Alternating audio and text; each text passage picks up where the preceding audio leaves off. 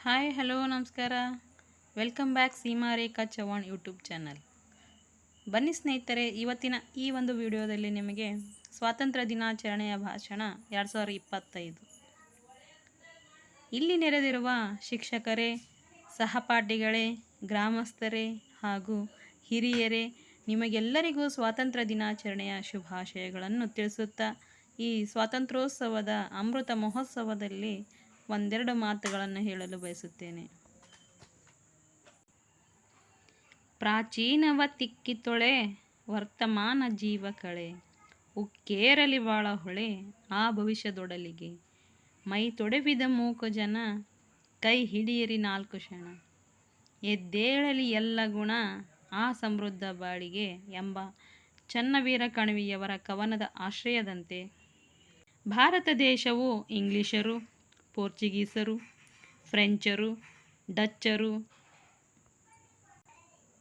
ಚತುರೋಪಾಯಗಳ ಕಪಿಮುಷ್ಟಿಗೆ ನೇರವಾಗಿ, ವಕ್ರವಾಗಿ, ಪ್ರತ್ಯಕ್ಷವಾಗಿ, ಪರೋಕ್ಷವಾಗಿ, ಸತ್ಯವಾಗಿ, ಅಸತ್ಯವಾಗಿ, ಧಾರ್ಮಿಕವಾಗಿ, ಅಧಾರ್ಮಿಕವಾಗಿ, ಹೀಗೆ ನಾನಾ ತಂತ್ರ ಕುತಂತ್ರಗಳಿಂದಲೂ ನಿರಂತರ ರಾಜಕೀಯ ವಿದ್ಯೆ ಮತ್ತು ಸಮರ ನೀತಿಗಳ ಪ್ರಭಾವದಿಂದಲೂ ಪ್ರಯಾಸದಿಂದಲೂ ನಿರೂಪಣಾ ಸಾಹಸದಿಂದಲೂ ಶ್ರೇಷ್ಠಕರವಾದ ನಮ್ಮ ಭಾರತ ದೇಶವನ್ನು 100 ವರ್ಷಗಳ ಕಾಲ ಆಳಿದರು.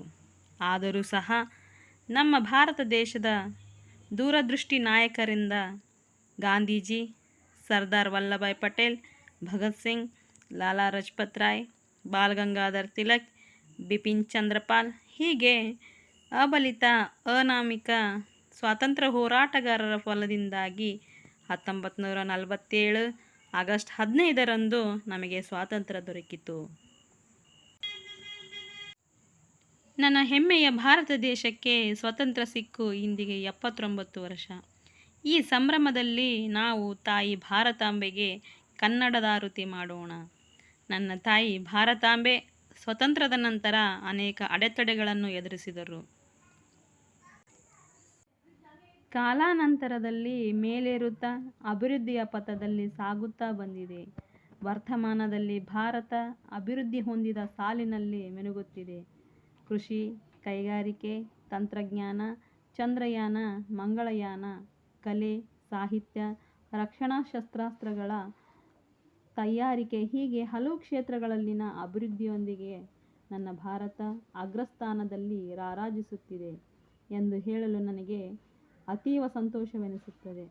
ಆದರೂ ಸಹ ದೇಶದಲ್ಲಿ ಕೆಲವು ಸಮಸ್ಯೆಗಳು ಉದ್ಭವವಾಗುತ್ತಿವೆ. ಅವುಗಳಲ್ಲಿ ಕೋಮುವಾದ, ಜಾತಿವಾದ, ಪ್ರಾದೇಶಿಕವಾದ ಈ 3 ವಾದಗಳು ಅಷ್ಟೇ ಅಲ್ಲದೆ ಬಲಪಂಥ, ಎಡಪಂಥ, ಮಧ್ಯಮ ಪಂಥಗಳೆಂಬ ವಾದಗಳೂ ಸಹ ಕೇಳಿಬರುತ್ತವೆ. ಈ ಯಾವ ಪಂಥಗಳಿಗಿಂತ ಮನುಜ ಪಂಥ ದೊಡ್ಡದು. ಮನುಜ ಮತ, ವಿಶ್ವಪಥ, ಸರ್ವೋದಯ, ಸರ್ವಧರ್ಮ, ಪೂರ್ಣ ದೃಷ್ಟಿ ಎಂಬ ಪಂಚತಂತ್ರ ಮುಂದಿನ ದೃಷ್ಟಿಯಾಗಬೇಕಿದೆ. ಕಾಲಾನಂತರದಲ್ಲಿ ಮೇಲೇರುತ್ತಾ ಅಭಿವೃದ್ಧಿಯ ಪಥದಲ್ಲಿ ಸಾಗುತ್ತಾ ಬಂದಿದೆ. ವರ್ತಮಾನದಲ್ಲಿ ಭಾರತ ಅಭಿವೃದ್ಧಿ ಹೊಂದಿದ ಸಾಲಿನಲ್ಲಿ ಮಿನುಗುತ್ತಿದೆ. ಕೃಷಿ, ಕೈಗಾರಿಕೆ, ತಂತ್ರಜ್ಞಾನ, ಚಂದ್ರಯಾನ, ಮಂಗಳಯಾನ, ಕಲೆ, ಸಾಹಿತ್ಯ, ರಕ್ಷಣಾ ಶಸ್ತ್ರಾಸ್ತ್ರಗಳ ತಯಾರಿಕೆ ಹೀಗೆ ಹಲವು ಕ್ಷೇತ್ರಗಳಲ್ಲಿನ ಅಭಿವೃದ್ಧಿಯೊಂದಿಗೆ ನನ್ನ ಭಾರತ ಅಗ್ರಸ್ಥಾನದಲ್ಲಿ ರಾರಾಜಿಸುತ್ತಿದೆ ಎಂದು ಹೇಳಲು ನನಗೆ ಅತೀವ ಸಂತೋಷವೆನಿಸುತ್ತದೆ. ಆದರೂ ಸಹ ದೇಶದಲ್ಲಿ ಹಲವು ಸಮಸ್ಯೆಗಳು ಉದ್ಭವವಾಗುತ್ತಿವೆ. ಅವುಗಳಲ್ಲಿ ಕೋಮುವಾದ, ಜಾತಿವಾದ, ಪ್ರಾದೇಶಿಕವಾದ ಈ 3 ವಾದಗಳು ಅಷ್ಟೇ ಅಲ್ಲದೆ ಬಲಪಂಥ, ಎಡಪಂಥ, ಮಧ್ಯಮ ಪಂಥಗಳೆಂಬ ವಾದಗಳು ಸಹ ಕೇಳಿಬರುತ್ತವೆ. ಈ ಯಾವ ಪಂಥಗಳಿಗಿಂತಲೂ ಮನುಜ ಪಂಥ ದೊಡ್ಡದು. ಮನುಜ ಮತ, ವಿಶ್ವಪಥ, ಸರ್ವೋದಯ, ಸರ್ವಧರ್ಮ, ಪೂರ್ಣ ದೃಷ್ಟಿ ಎಂಬ ಪಂಚತಂತ್ರ ಮುಂದಿನ ದೃಷ್ಟಿಯಾಗಬೇಕಿದೆ. ಮನುಜ ಜಾತಿ ತಾನೊಂದೇ ಬಲಂ ಎಂಬ ಉಕ್ತಿಯಂತೆ ವೃತ್ತಿಯಾಗಬೇಕಾಗಿದೆ ಎಂದು ಹೇಳುತ್ತಾ ನನ್ನ ಭಾಷಣವನ್ನು ಮುಗಿಸುತ್ತೇನೆ. ಜೈ ಹಿಂದ್, ಜೈ ಭಾರತ್ ಮಾತೆ.